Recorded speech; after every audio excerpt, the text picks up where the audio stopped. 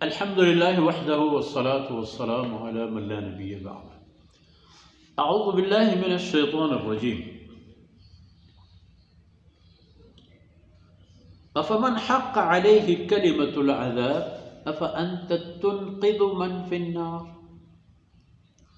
لكن الذين اتقوا ربهم لهم غرف من فوقها غرف مبنية تجري من تحتها الأنهار وعد الله لا يخلف الله الميعاد.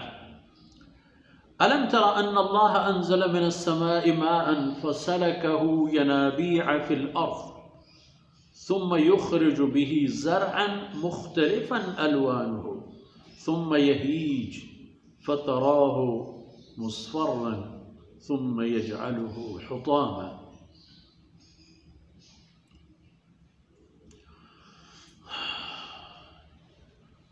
إن في ذلك لذكرى لأولي الألباب.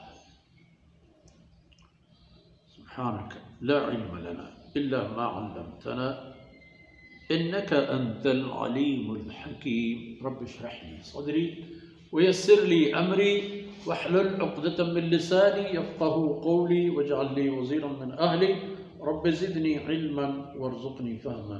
ثم أما بعد، گرامی قدر بھائیوں، بہنوں اور پیارے بچوں،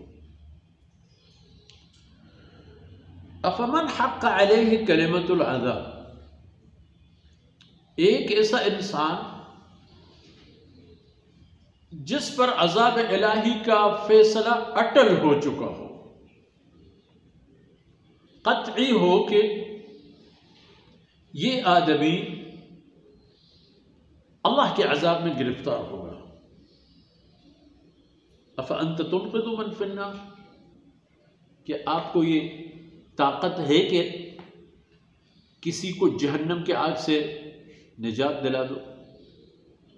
یعنی ان کے لیے اللہ رب العزت نے عذاب کا فیصلہ مقدر فرما دیا ہے ان کے اعمال کی بدولت، ان کے اس عناد اور ضد کے بدولت جو وہ اللہ کے ساتھ کر رہے ہیں.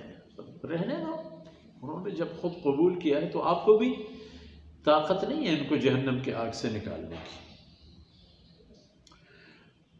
وہاں آپ نے دیکھا کہ جہنمیوں کے لیے من فوقہم ظلل ومن تحتہم ظلل، ان کے اوپر بھی سائبان، نیچے بھی سائبان. اب کچھ اہل ایمان کا بھی دیکھ لو.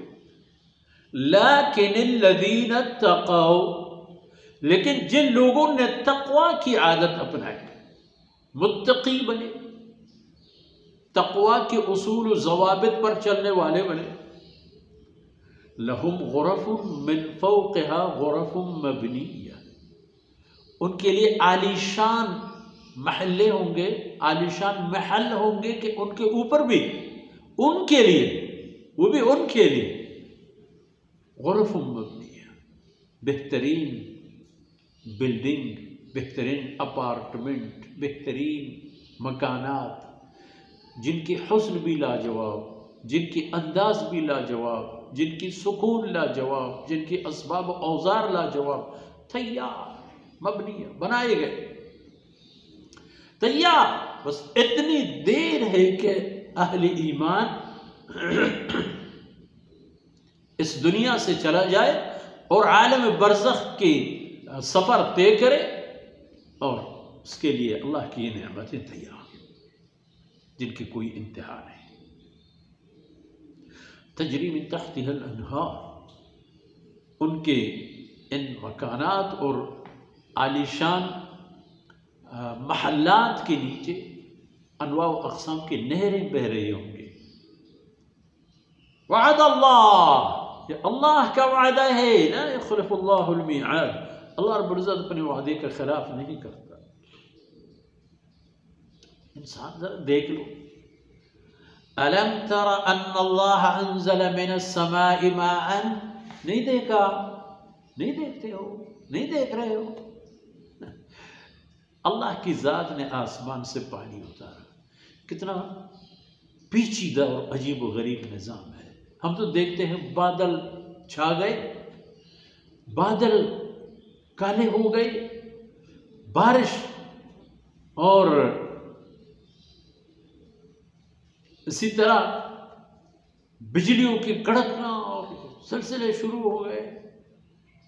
کون ہے یہ سب کچھ کرنے والا؟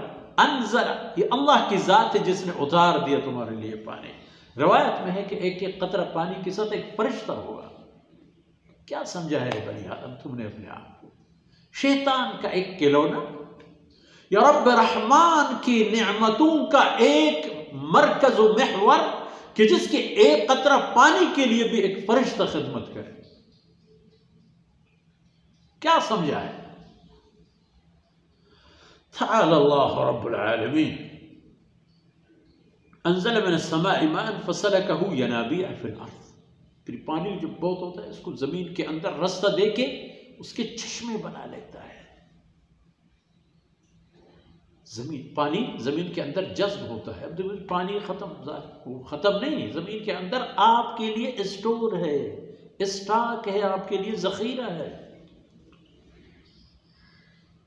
زمین کے اندر. پھر اسی پانی سے یخرج به زرعا مختلفا الوان، آپ کے لیے کھیت اور فصل نکالتا ہے جو ایک رنگ کے نہیں ہیں، انواع اقسام کی رنگت میں. چاول دیکھو، گندم دیکھو، جو دیکھو، یہ ہزاروں قسم کی دیگر انواع و اقسام کی میوجات اور فروٹ دیکھو. پانی کی طاقت سے سیراب ہو کر آپ کے لیے نکلنے والی چیزیں ہزار. سوچا کبھی؟